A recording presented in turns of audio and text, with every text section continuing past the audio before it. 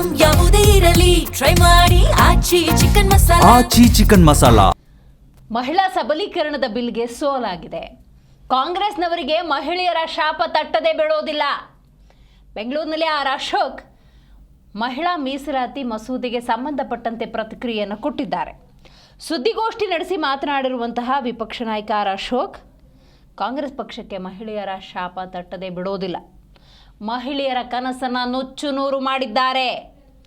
ಕಾಂಗ್ರೆಸ್ ಮಹಿಳಾ ವಿರೋಧಿ ಮನಸ್ಥಿತಿಯನ್ನು ಹೊಂದಿದೆ ಅಂತ ಇಂಡಿಯಾ ಕೂಟದ ವಿರುದ್ಧ ಆರ್ ಅಶೋಕ್ ವಾಗ್ದಾಳಿ ನಡೆಸಿದ್ದಾರೆ.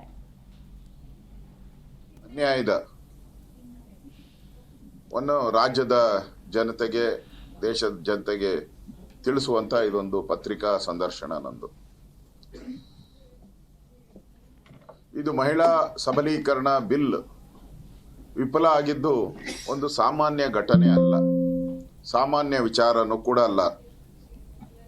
ಇದು ಕೆಲವು ರಾಜಕೀಯ ಪಕ್ಷಗಳ ಪಿತೂರಿ, ನಿರ್ಲಕ್ಷ್ಯ, ಮಹಿಳಾ ವಿರೋಧಿ ಭಾವನೆಯ ಸ್ಪಷ್ಟ ಸಂಕೇತ. ಇದು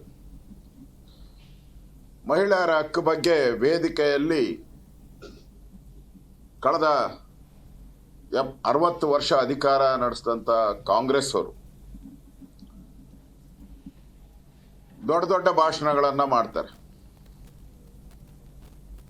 ಆದರೆ ಕಾರ್ಯರೂಪಕ್ಕೆ ತರುವಂತ ಸಂದರ್ಭದಲ್ಲಿ ಅವರು ಶೂನ್ಯ. ಅದು